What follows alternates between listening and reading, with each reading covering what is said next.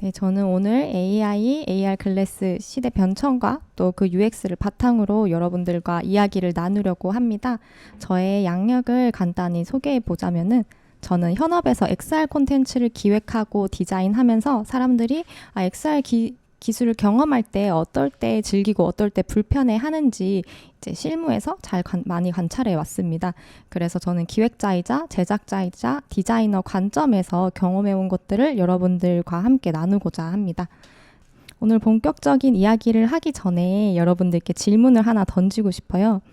입을 수 있는 AI가 된 거잖아요. AR 글래시스가 탄생을 하면서 그렇다는 것은 이제 시각과 청각의 경험의 주권을 AI에게 넘긴다 혹은 확장한다라고까지 생각을 할 수 있어요. UX 디자이너는 이런 기술을 바라볼 때 어떤 관점으로 경험을 설계해야 할까요? 물론 정답은 아직 없겠지만 저도 제 경험을 바탕으로 둔 이야기 외에 여러분들의 경험을 또 듣고 같이 배우고 나누는 시간이 되면 좋을 것 같아요.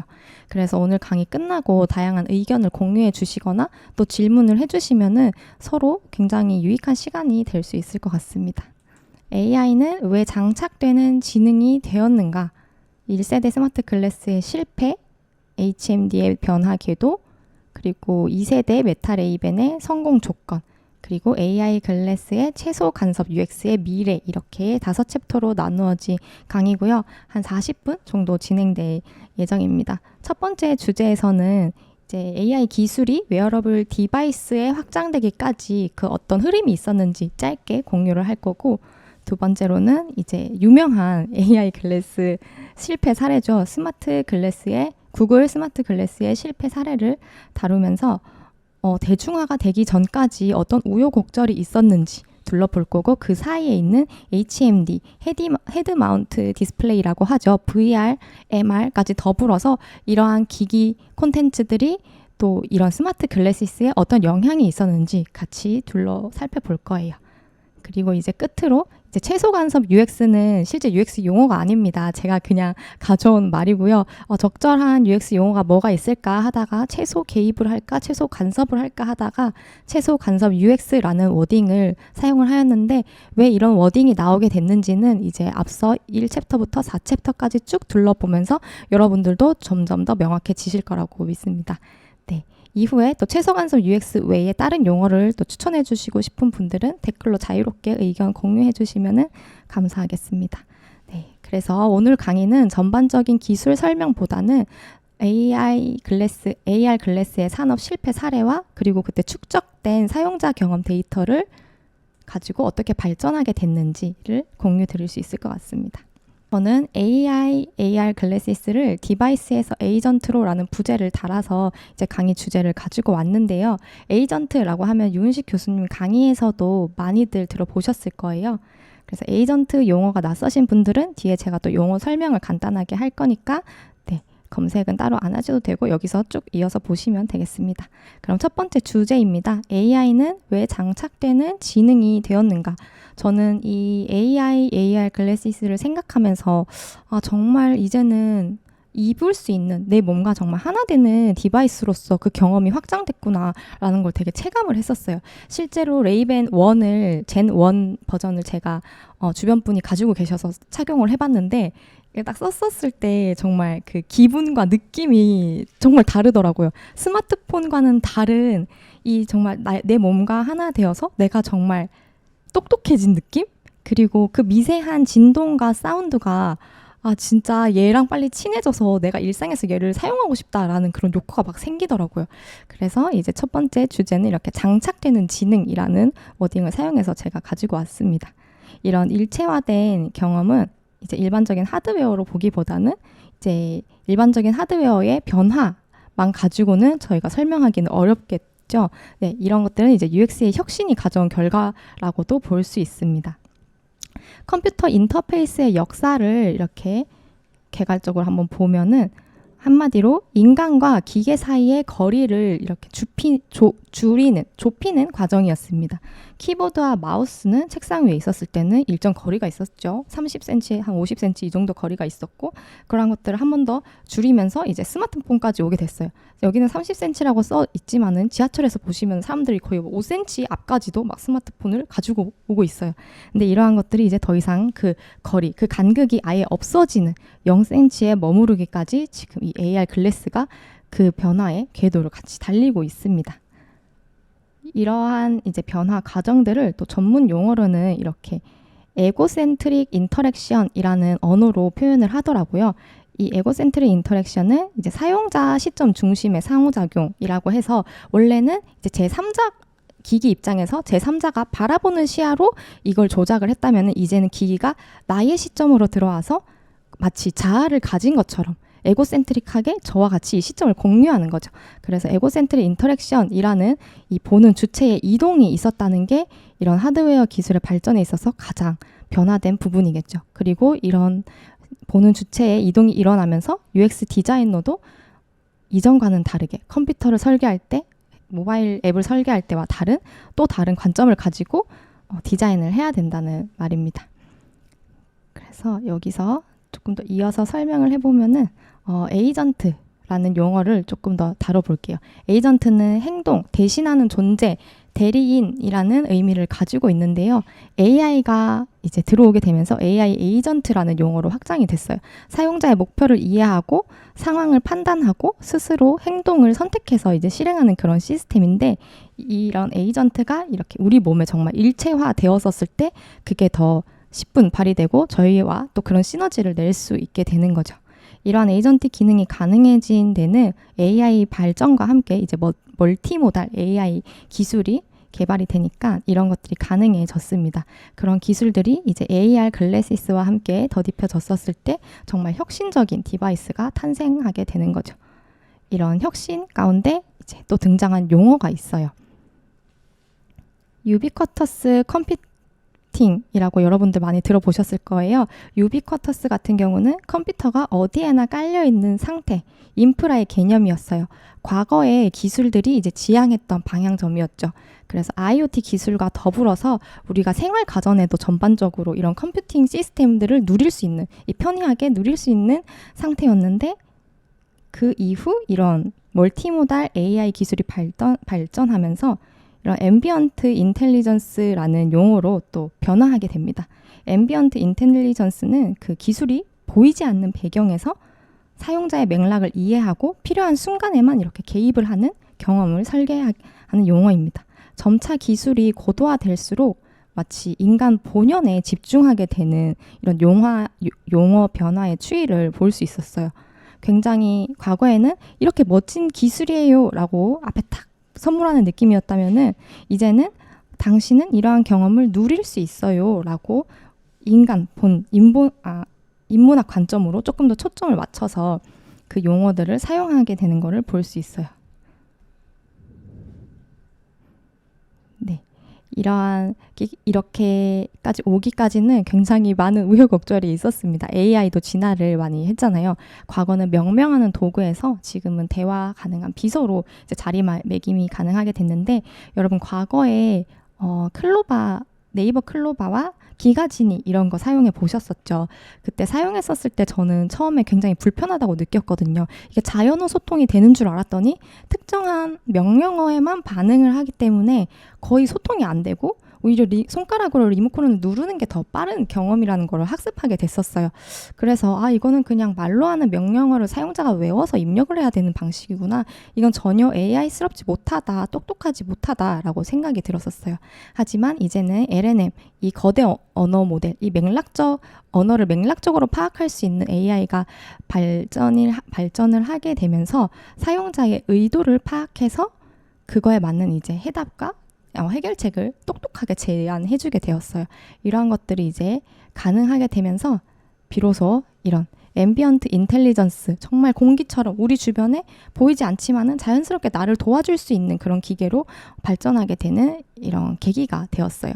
오늘은 이런 AI 기술에 대해서는 이 정도로 짧게 다뤄보고 다음번 강의에서는 조금 더 다양한 AI 기술들을 다뤄보려고 합니다. 네, 지금까지 계속 기술 용어들에 대해서 얘기를 드렸는데 이제 창작자는 도구도 중요하고 그 도구를 이해하는 방식도 중요하기 때문에 제가 용어부터 접근을 먼저 했었습니다. 근데 저희가 AR 글래스라는 이제 특수성을 가진 매체잖아요. 그런 AR 글래스, 그 AR에 집중을 많이들 하게 되는데 그러한 기술 용어에 또 접근할 때 유의할 부분이 있어서 제가 한번 이 페이지를 좀 가져왔어요.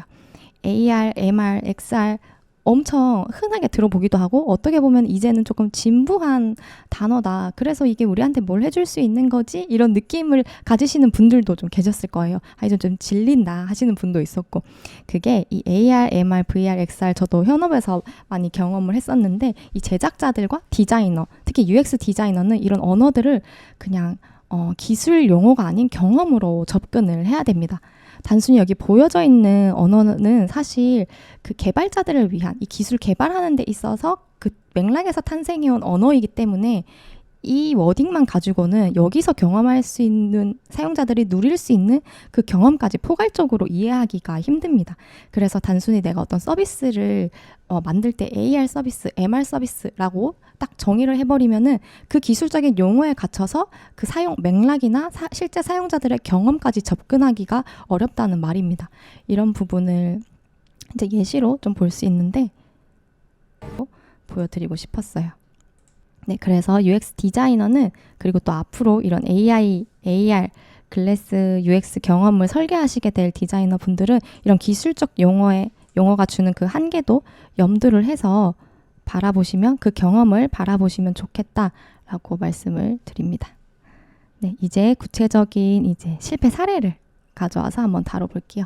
1세대라고 일컬어지죠. 구글 글래스는 왜 성공하지 못했나? 아마 연세가 조금 있으신 분들은 이때 구글 글래스 혁명 그때 엄청 시끌벅적했는데 이 기계가 나오고 나서 그때 현장에서 느꼈던 분들도 계실 거예요. 근데 그 김이 아주 한 번에 팍 식었던 기억이 있거든요.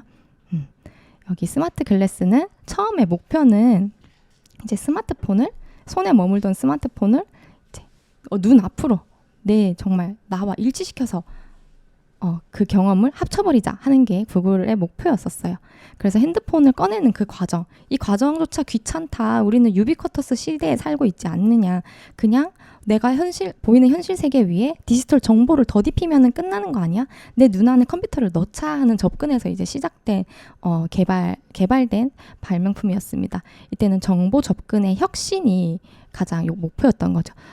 정보 접근을 최대한 쉽게 하여서 디지털 정보를 현실과 하나로 합치자. 그래서 우리는 기술과 삶을 하나로 합쳐서 정말 편하고 똑똑한 삶을 살 수 있다라고 생각을 했으나 기술 자체의 접근은 혁신적이었으나 인간에 대한 이해가 부족했던 실험으로 이제 끝이 나게 됩니다.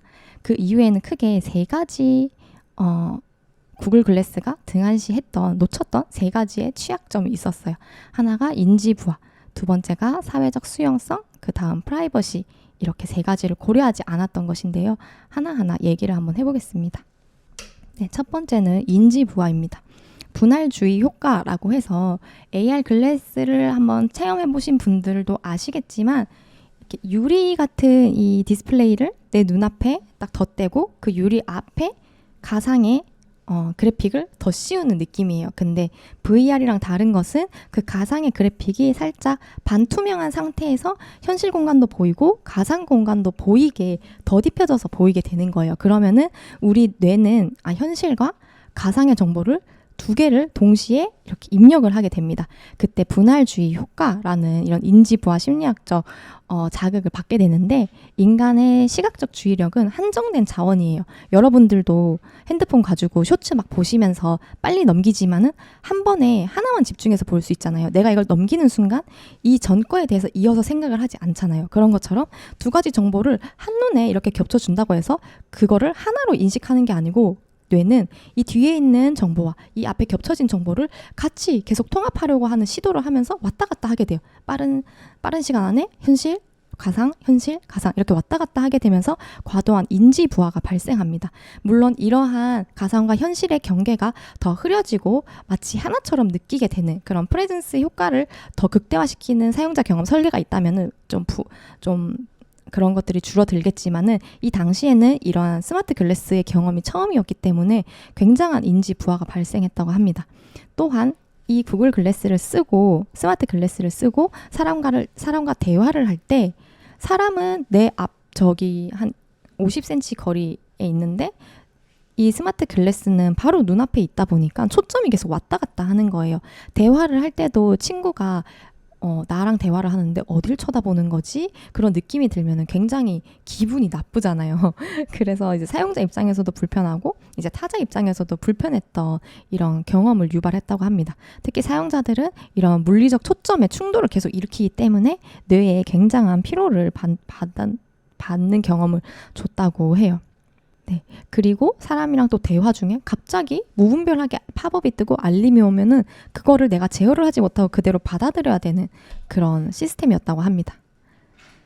이렇기 때문에 이제 사회적으로도 수용하기가 굉장히 어려운 경험이었다고 해요. 여기 사진 보시면 옆에 서 있는 사람이 마치 조롱하듯이 이렇게 손가락질하고 이거 뭐야 하는 포즈를 취하고 있는데 당시에 글래스홀이라는 이제 용어가 탄생하기까지 했습니다. 글래스홀은 이제 스마트 글래스를 착용한 사람들은 S홀이다라고 해서 이제 비속어가 합해져가지고 글래스홀이라는 용어로 이 사람들을 일컬었다고 하는데요.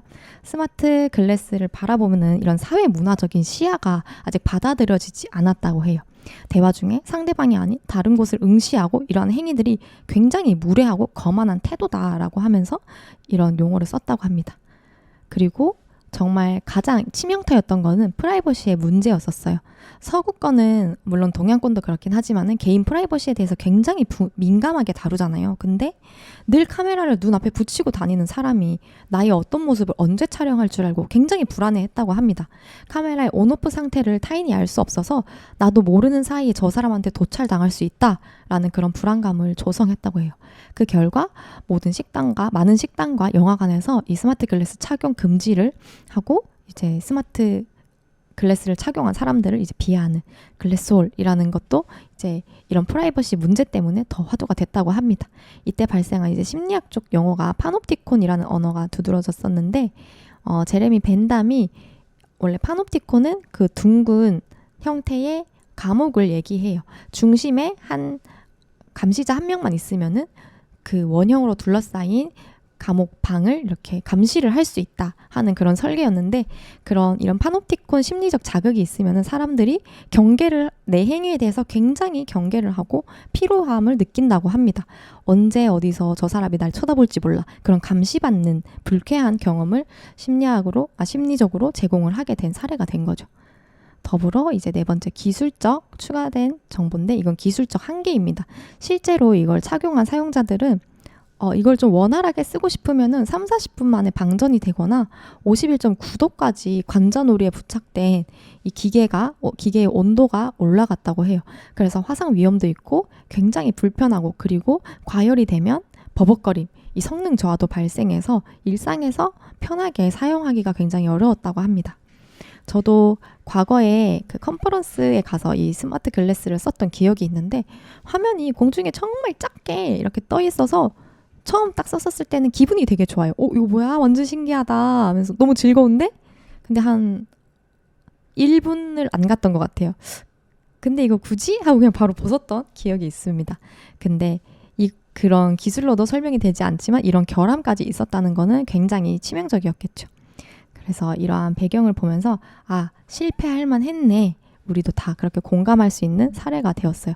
그럼 그 이후에 레이벤 메타는 그래서 어떻게 등장하게 됐을까? 지금 우리가 경험하고 있는 AI, AR 글래시스는 어떤 흐름 끝에 도달하게 됐을까? 궁금하실 거예요.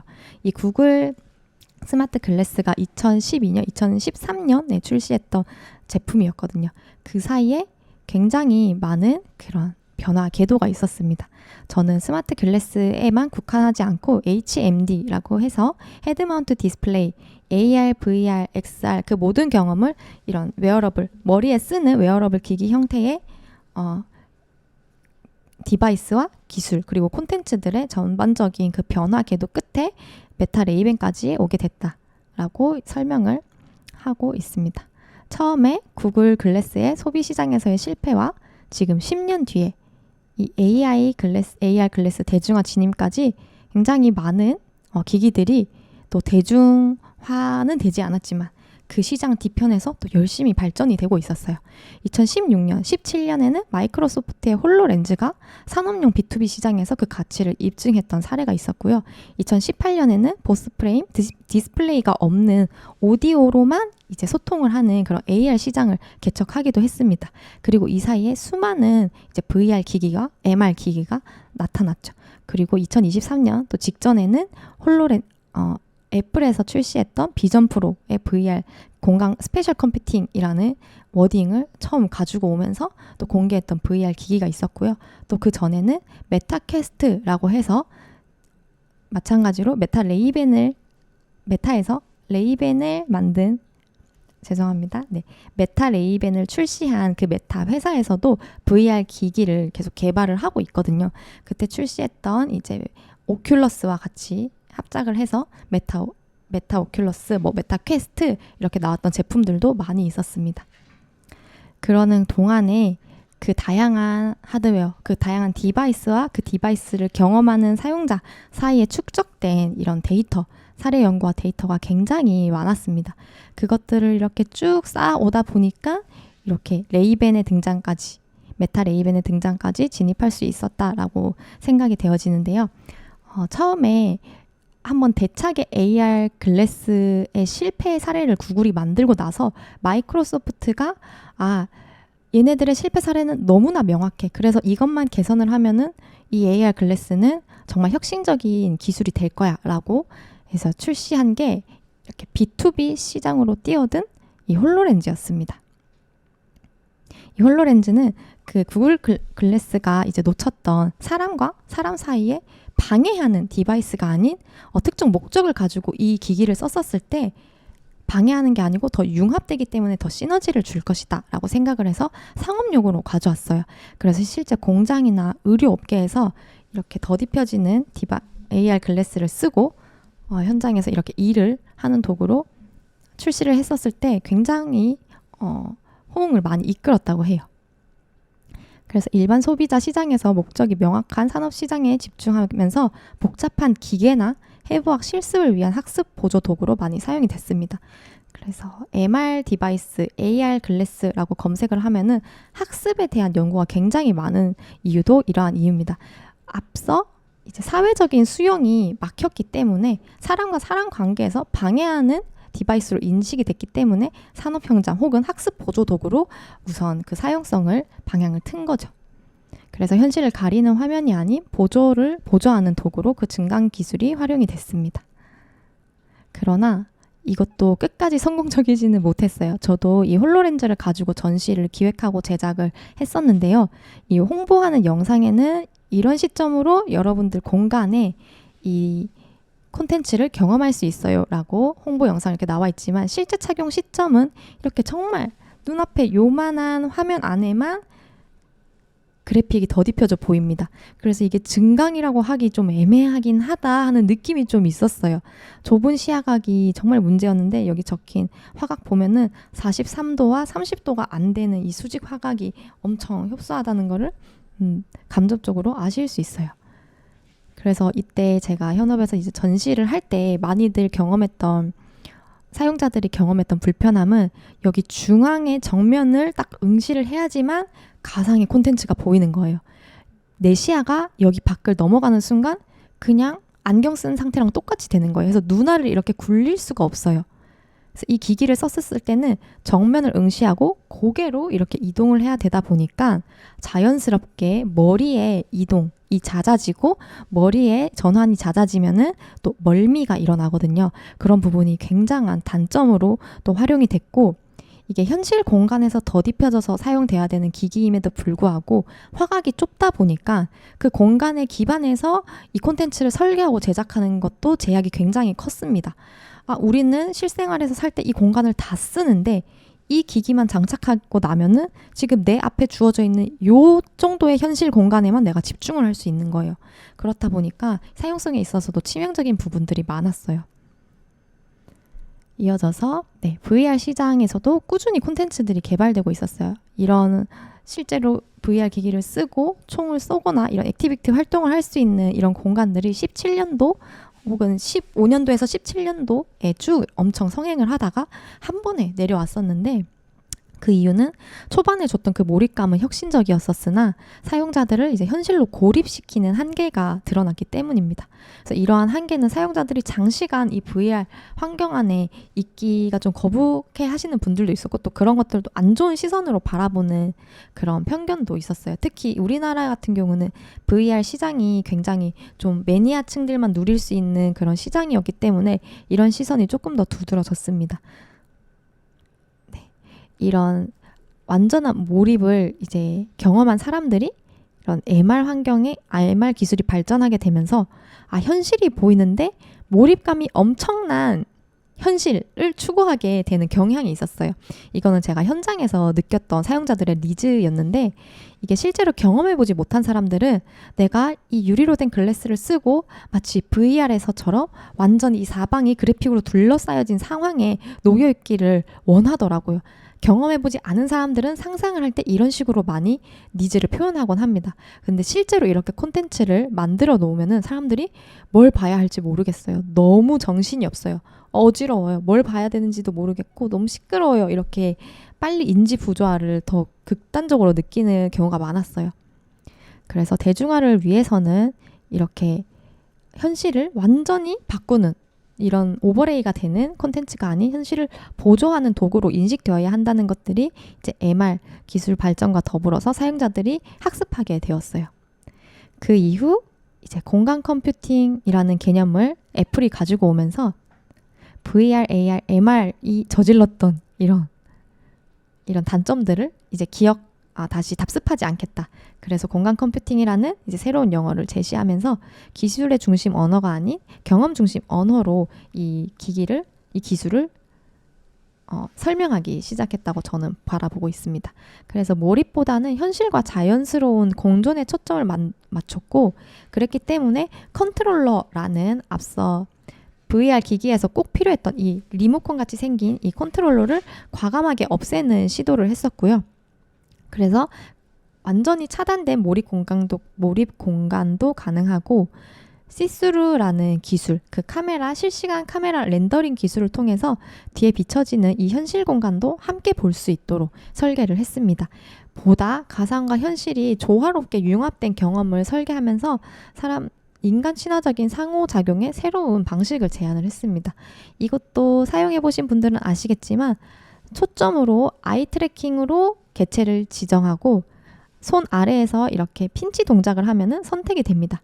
원래 디바이스 같은 경우는 내가 화면 앞에 직접 손을 이렇게 다가가서 찌르거나 아니면은 리모컨 컨트롤러로 이렇게 입력을 해야지 입력이 됐었는데, 비전 프로 같은 경우는 그냥 내가 눈으로 초점을 맞추고 손을 무릎 아래로 내려서 이렇게 핀치 동작만 해도 카메라가 그 동작을 다 인식을 해서 선택을 할 수 있게 되는 굉장히 혁신적인 인터랙션을 제안을 했습니다. 근데 이것 또한 제가 착용을 해본 경험으로서 굉장히 무겁지 않게 설계를 했다고 해도 무겁지 않다고 느낄 뿐 제 근육은 무거운 걸 알기 때문에 나중엔 고통스럽더라고요. 그 말은 이제 다른 VR 디바이스 기기 같은 경우는 눌린다 하는 느낌이 명확했는데 얘는 눌리나? 좀 잘 모르겠어요. 처음 썼었을 때는. 근데 한 10분 정도 지나면 이 목부터 관자놀이가 엄청 아파요. 그래서 오랫동안 착용을 못 하겠더라고요. 그만큼 이제 신체에는 무리가 간다. 직접적으로 느끼지 못하더라도 이제 그게 축적이 되면은 간접적으로 굉장히 피로감을 유발한다라고 생각을 하시면 됩니다. 그래서 이러한 많은 이런 HMD 시장의 이런 발달과 그리고 많은 실험과 도전들 끝에 이제 사용자들과 제작자들이 같이 깨닫게 된 부분이 있어요. 완벽한 몰입은 사용자들을 현실에서 격리시키고 일상에서 사용돼야 된다는 그 대중화, 이 HMD 대중화의 목표는 텔레포트가 아니고 현존, 프레젠스라고 하는 경험이구나. 이를 위해서 시스루와 오픈이어 오디오 환경이 필수가 되어야겠구나 라고 기술적인 관점에서 이 부분 너무 중요하다라고 서로 알게 됐어요. 이 부분을 조금 더 보충 설명을 하자면은 과거의 사람들은 VR? 그러면은 완전히 다른 세상으로 가야 되는 거 아니야? 이렇게 기대를 했다가 나중에는 현실과 어우러지는데 진짜 현실 같은 가상을 보여주세요 라고 접근이 된 거죠. 현실을 배척하는 것이 아닌 현실과 어우러지는데 정말 현실과 자연스럽게 어우러지는 그런 현존감을 느낄 수 있는 경험을 추구하게 됐었어요. 그런 현존감에는 시스루라고 해서 아까 말씀드렸던 그 실시간 카메라 렌더를 통해서 VR 상에서도 현실 공간이 보이게 혹은 이런 AR 글래스를 통해서 이렇게 현실 반투명하게 그래픽을 노출시키거나 이런 것들이 중요하게 떠오릅니다. 그리고 오픈이어 오디오 환경은 귀를 완전히 이렇게 막는, 차단해서 소리를 듣는 게 아닌 이렇게 옆에 스피커가 설치되어서 현실 공간의 소리와 가상 공간의 소리가 같이 들어올 수 있도록 하는 환경을 일컫는 말입니다. 그렇다면은 이제 실제로 이런 경험을 설계할 때는 어떤 것들이 중요해졌냐? 정보 과잉에서 맥락적 도구로 이렇게 설계의 초점이 바뀌었습니다. 과거에는 아까 여기 예시 이미지를 보여드린 것처럼 이게 맥락적 설계라고 할 수 있을까요? 되게 의아하는 이런 예시들이 MR 기술이 막 등장했었을 때는 이런 레퍼런스 영상들이 굉장히 많이 만들어졌었어요. 그래서 우리 회사는 이런 것들을 만들 수 있어요. 이런 기술을 여러분한테 선사할게요 하면은 사람들이 와 너무 멋있다 이렇게 했는데 이제는 아닌 거죠. 그냥 필요할 때만 나타나는 게 가장 좋은 거구나. 덜어내는 이런 UX를 사람들이 추구하기 시작했다는 겁니다. 그래서 이렇게 완전히 현실 공간에 더딥혀지는 정보들이 아닌 내가 특정 물체를 오랫동안 응시했었을 때 자동으로 그 개체에 대한 정보가 이렇게 나타나는 것처럼 그 맥락과 그 상황을 파악해서 적재적소에 이 경험을 그에 맞는 서비스를 줄 수 있는 방향의 중요성을 많이 느꼈습니다. 그래서 리얼할수록 고립되고 정보가 많을수록 피곤하다. 그래서 정보를 더하는 경험이 아닌 현실을 방해하지 않는 선에서 개입을 최소한으로 하는 맥락적 UX를 고려해야 된다라는 결론으로 도달하게 됐습니다. 이러한 HM들의 많은 실패와 이 과정 끝에 이제 메타 레이벤이 등장을 하게 됐습니다. 제가 현업에서 이제 또 XR 전시를 제작을 하고 기획을 할 때도 많이 또 얘기를 하는 부분이 기존 UX 디자이너와 개발자 사이에서는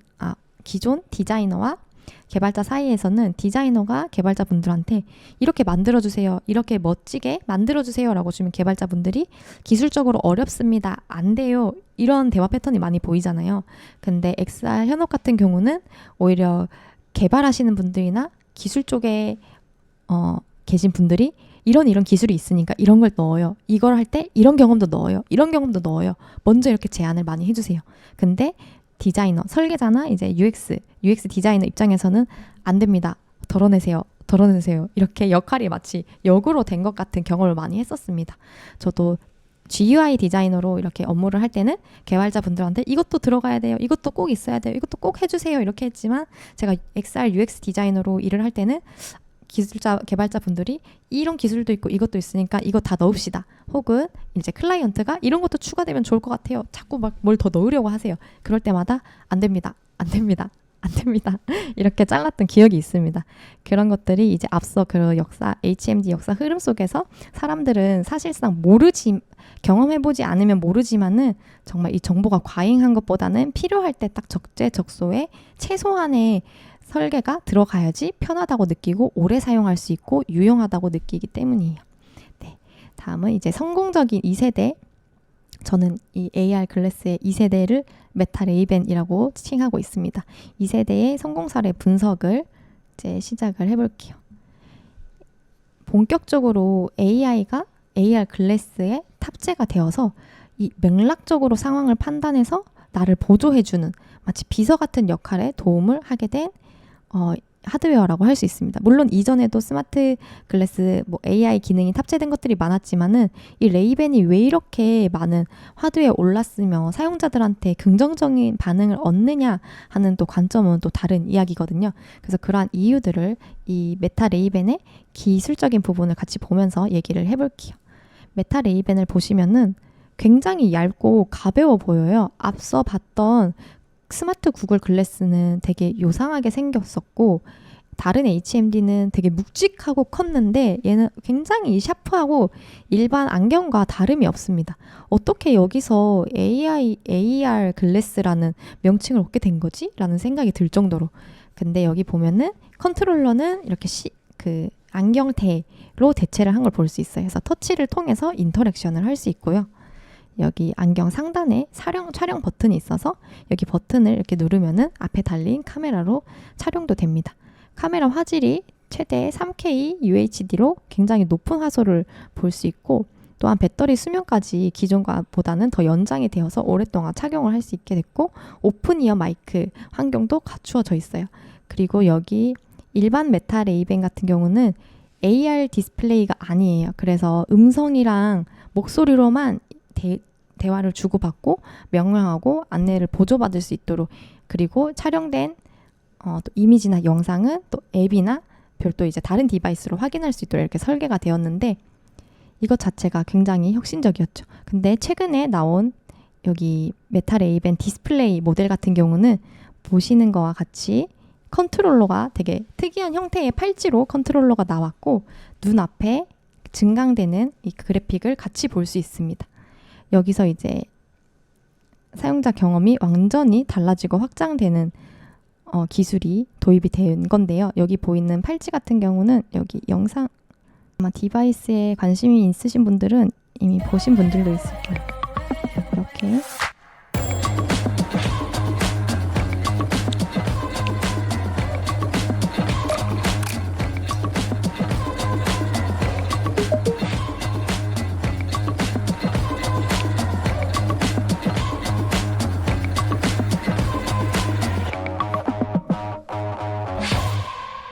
네, 이렇게 손을 이용해서 손을 오므리니까 촬영이 되고 손을 오므려서 앞에 UI들을 이렇게 조작하는 방식인데 이거 애플 비전 프로랑 비슷한 거 아니에요? 비전 프로랑 완전히 달라요. 비전 프로 같은 경우는 그 기기에 장착된 숨어있는 카메라가 공간을 인식해서 내 손의 위치를 계속 탐색하고 있었던 거거든요. 근데 메타 레이벤 같은 경우는 골전도 그 골 신경계, 그 근육 신경계를 여기 팔찌가 뇌로 이동하는 근육 신경계의 정보를 읽어서 그 사람의 동작을 이렇게 터치를 했구나 예측을 하는 거예요. 그래서 내가 검지랑 엄지를 오므리는 이 동작을 할 때 쓰이는 근육을 여기 손목에서 이 기계가 읽어서 파악을 해서 이 기기로 보내는 거예요. 안경에 이제 보내는 거죠. 그래서 내가 응시하고 자연스럽게 말로 묻고 그런 음성으로 답변하고 그리고 손까지 너무나 자유로운 그래서 내 근육 신경까지 이 기계가 자연스럽게 읽어서 내 일상을 확실히 이렇게 확장된 경험을 느낄 수 있는 거죠. 핸드폰이나 이런 VR 기기, MR 기기를 따로 착용을 하게 되면은 내 삶의 어떤 거가 명확하게 융합했다라기보다는 어쩔 때는 방해한다라는 느낌을 받을 수 있는데 이렇게 안경과 팔찌로 디바이스를 입는 형태로 바꾸면서 그런 부분에서 굉장히 자유롭게 되고 그러면서 이제 인터랙션 하는 방식도 look and ask로 바뀐 거죠. 응시하고 자연스럽게 자연어로 질문하고 대답까지 해주는 그래서 모든 마찰을 제거하는 혁신적인 이런 경험을 설계할 수 있었어요. 더불어서 바이스탠더를 위한 기술 설계가 또 이 레이벤의 대중화의 가능성을 또 더 힘을 실어준 부분인데요. 안경 옆에 있는 여기 카메라 촬영할 때는 여기 카메라에서 불이 켜지고 만약에 내가 이 불 켜지는 거를 숨기고 싶어 해서 여기에 뭐 위에 필름을 붙이거나 머리카락으로 이렇게 불빛 나오는 구간을 살짝 가리면은 이 기술적으로 지금 카메라 불빛이 가려졌기 때문에 보안의 이슈로 촬영을 할 수 없다라고 해서 촬영이 안 된다고 합니다. 그래서 바이스탠더 타인이 느끼는 그 불안을 감소시키고 이 기술적으로 신뢰를 더하는 그런 UX 설계가 들어간 거죠. 그래서 몰래 카메라가 아니구나. 이걸 쓰고 있는 사람이 날 몰래 찍을 일은 없겠구나. 이 사람이 카메라를 작동하면 내가 자연스럽게 알겠구나 하는 그 확신을 사용자들한테 주게 된 거예요. 이어서 이건 레이벤 사례는 아닌데 여기 스냅 스펙터클스라는 이제 사례도 제가 하나 가져왔어요. 이것도 마찬가지로 카메라를 오히려 이렇게 오픈하면서 마치 촬영하는 거를 재미있는 요소로 하나의 문화로 경험하게끔 경험을 이렇게 치환한 사례입니다.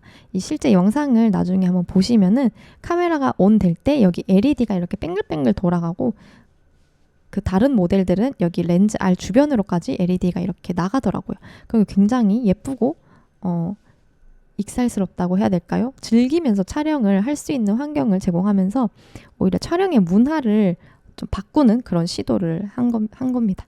그래서 낯설었던 이 글래스 위에 있던 그 카메라 렌즈를 오히려 놀이라는 재미있는 요소로 치환을 하면서 사람들의 불안감을 감소시키고 신뢰를 더하는 UX들이 이렇게 설계가 되었어요. 이러한 배경이 있었기 때문에 사람들이 조금 더 대중적으로 호응을 더 많이 하지 않았나 싶습니다. 그리고 오디오 중심의 인터페이스, 이거 같은 경우는 뭐 이미 메타 레이벤 디스플레이에도 잘 갖춰져 있는 기능이고요. 여기 안경대 끝에 보면은 이렇게 스피커가 나와 있어요. 레이벤 1 같은 경우는 디스플레이 기능이 없이 이런 스피커만 있었거든요. 스피커랑 진동 그리고 여기 터치패드만 작동을 했었는데 이때 굉장히 사운드랑 이 진동만 가지고도 몰입이 확 되는 거를 느낄 수 있었어요. 그리고 사람의 뇌가 이제 오디오 중심이면은 뇌 용량을 막 그렇게 많이 차지하지 않는데요. 청각 정보는 백그라운드로 뇌가 이제 처리가 가능하다고 해요. 시각 정보는 동시에 여러 개가 겹쳐지면은 이런 멀티태스킹이 좀 어려운데 우리가 어떤 걸 보면서 누군가 말하면은 이해할 수 있잖아요. 그런 것처럼 오디오로 접근을 했었을 때 많이 불편하지 않았다고 해요. 그래서 오디오 퍼스트, 오디오 중심의 인터페이스 설계도 이렇게 잘 되어 있습니다. 그리고 또한 이제 귀를 완전히 막지 않고 이렇게 오픈 이어 모드로 이제 스피커를 송출하고 이게 주변 소리를 들으면서 이 기계와 같이 소통할 수 있도록 사회적 고립 문제에서 안정성을 확보했다는 이슈가 있습니다. 그 다음에 폼팩터, 패션 폼팩터로서의 이제 자리매김을 한 건데요. 당시 레이벤 1의 모델인데 이게 레이벤 1의 색깔도 굉장히 다양하고 제가 지금 3개만 가져오긴 했는데 색깔도 다양하고 디자인도 굉장히 다양했어요. 케이스마저 엄청 고급스럽게 디자인이 되어 있어서 정말 하나의 패션 아이템으로 사용해도 정말 자연스러울 정도로 이상하지 않을 정도로 잘 뽑았죠. 그래서 사람들의 사회적인 수용성을 늘리기 위해서 다방면으로 노력했다라는 것을 볼 수 있어요. 이런 것들이 또 가능했던 이유는 당시 메타 레이벤 젠 1이 나왔을 때는 디스플레이를 과감하게 제거하고 무게와 발열 문제를 해결하는 데 초점이 두었다고 해요. 그래서 일반 안경과 구분이 어려울 정도로 그런 최소화를 했고 또 멀티모달을 더해서 AI와 대화하면서 현실을 또 학습하고 AI가 학습하고 이 사람한테 또 그 기술적으로 또 도와줄 수 있는 부분을 제안하고 이런 보이지 않는 기술들이 계속 성장할 수 있도록 그 성공적인 실험을 첫 번째부터 이렇게 성공적인 사례로 남을 수 있었던 거죠.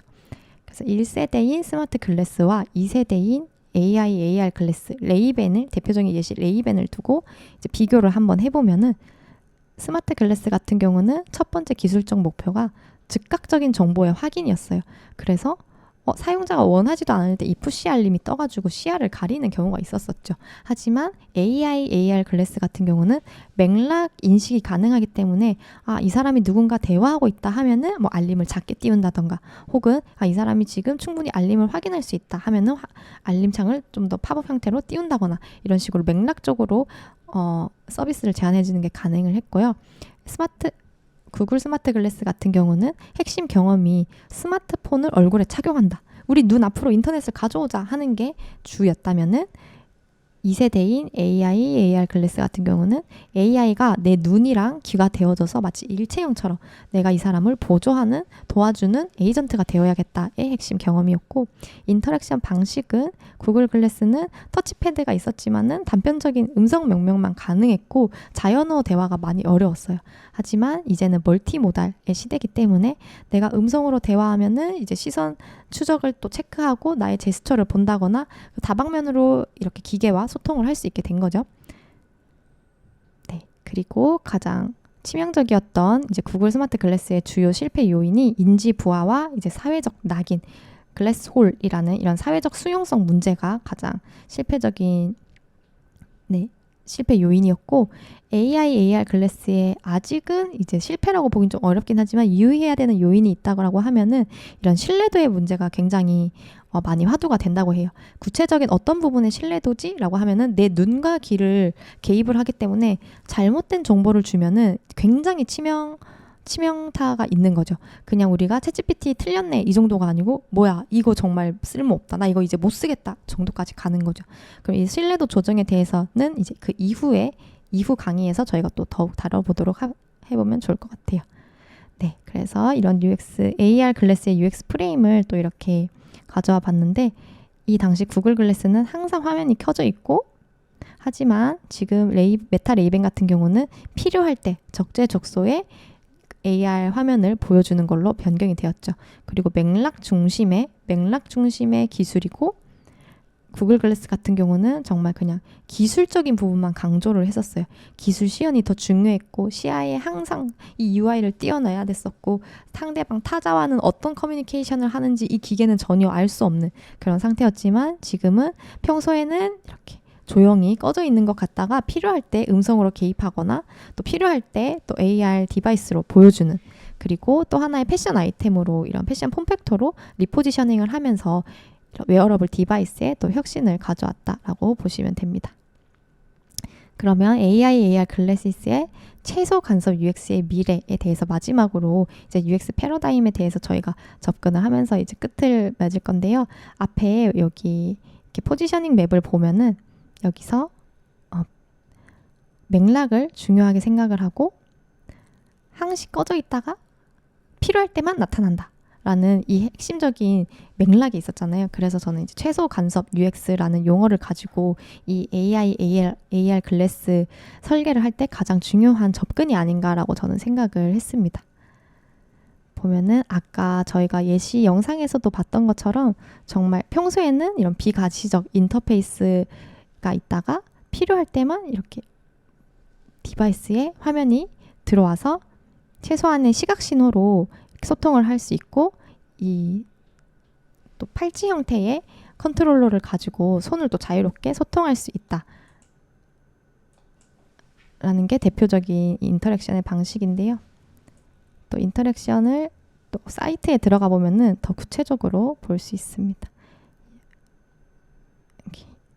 이렇게 손목 컨트롤러가 있고, 이렇게 엄지를 이렇게 웅크리면서 얘는 터치를 한다고 해요. 이 동작을 가지고.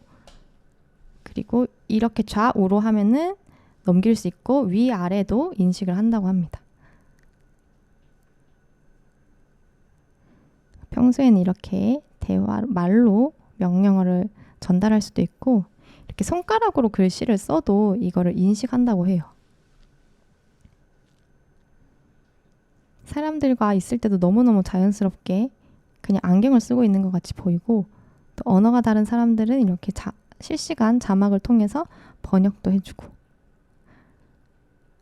사이트를 한번 들어가 보시면은 진짜 이게 적재적소에 쓰이는 에이전트 경험이구나 이런 느낌을 많이 받으실 거예요.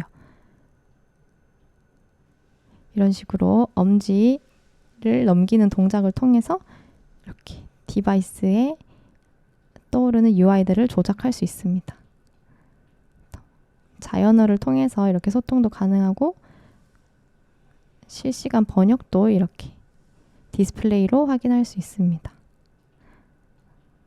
그래서 저는 이제 최소 간섭 UX라고 했는데, 원래 미국에서 이제 쓰는 용어는 이렇게 서브젝티브 UX라고 많이 해요. 근데 얘를 번역을 하니까 덜어내는 UX라고 표현을 해서 조금 한국 사람들이 쓰기에는 좀 어색한 느낌이다 이런 게 있었어요. 그래서 저는 최소 간섭이라는 단어를 썼는데, 여러분들이 보시기엔 어떤 워딩이 적절한지 추천을 해주시면은 다음 세미나 강연에는 이제 그 용어를 가지고 저희가 다뤄보도록 하겠습니다. 그래서 사람들이 인식하기에 이제 투명한 비서처럼 마치 공기에 없는 듯이 있지만은 정말 똑똑하게 내가 필요한 것들을 알려주는 투명한 비서로서의 AI, AR 글래스가 역할을 하고 있고, 또 여기 스냅 브랜드에서 또 만든 스펙타클 글래스 같은 경우는 정말 놀이 경험의 혁신을 선물하고 있어요. 이 기기 같은 경우는 오늘은 다루지 않았는데 이제 다음 강의 때 각 기기별로 또 다양한 기술과 우리가 사례를 더 깊이 있게 다뤄보려고 합니다. 네, 그래서 오늘 준비한 강의는 여기에서 이제 시간이 돼서 끝을 내면 될 것 같고, 네, 정보를 보여주는 UX에서 맥락에 개입하는 UX로 우리 UX 디자이너들이 이 AI, AR 글래스를 바라보는 관점을 바꿔야 된다라고 저는 개인적으로 이제 생각을 하면서 끝으로 인사드리겠습니다. 네, 이번에 특별히 이제 AI 글래스 이 세션을 좀 마련한 거는 제가 정기적으로 같이 이런 시간을 좀 가지려고 하고요. 특별히 앞으로 이제 스마트폰이 이제 점점 계속 사용하긴 하겠지만 AI 시대에는 AI에 적합한 디바이스가 필요하다. 근데 그 디바이스가 가장 핵심적으로 대표되는 게 이 AI 글래스다라고 이제 저희가 볼 수가 있겠죠. 그래서 아까 그 질문도 이제 하셨지만 정말 모든 곳에 이게 적용이 가능합니다. 저희가 이제 공부하는 뭐 수업장이 말 그대로 게임을 하고 싶다라고 하면 거기서 뭐 우리 포켓몬도 잡을 수도 있고, 아니면 예술 공간으로 바꾸고 싶다라고 하면은 그 공간에서 같이 전시도 할 수 있는 다양한 경험들을 만들어낼 수 있기 때문에, 이제 생성형 AI가 지식적인 증강을 가져왔다고 하면은 이 AI 글래스는 이제 이런 지식적인 증강을 우리랑 같이 함과 동시에 시각적인 증강 경험을 통해서 디지털과 일상생활의 경계를 완전히 무너뜨리고 새로운 경험을 가져올 수 있는 아주 혁신적인 경험을 전달할 거기 때문에 아주 이제 재밌는 시대가 올 거라고 예상이 되고 있어서 AI 글래스 관련 세션들도 정기적으로 좀 진행하면서 여러분들과 또 소통하는 시간들을 가져보도록 하겠습니다. 네, 우리 강원빈 디자이너님이 앞으로도 자주 또 등장을 하실 거니까 여러분들 또 기대를 해주시면은 좋을 것 같고요. 그리고 이제 오늘 진행되는 것들은 저희가 인공지능 디자인 협회랑 같이 진행을 하고 있습니다. 저 인공지능 디자인 협회에서는 AI DTQ 과정을 또 운영을 하고 있고요. 그래서 이제 디자이너 분들께서 AI로 활용한 UX, UI 디자인을 할 수 있도록 우리 UX 리서치에 대한 부분들, 또 UI 디자인, 주로 피그마와 AI 도구들에 대한 부분들, 또 바이브 코딩, 프로덕트 디자인에 대한 부분들과 그래픽적 요소를 다루는 GUI 디자인까지 여러분들이 또 공부하실 수 있으니까 AI 활용 능력을 또 키우고자 하시는 분들은 이러한 과정들을 같이 통해서 활용하셔도 많은 도움이 되시겠습니다.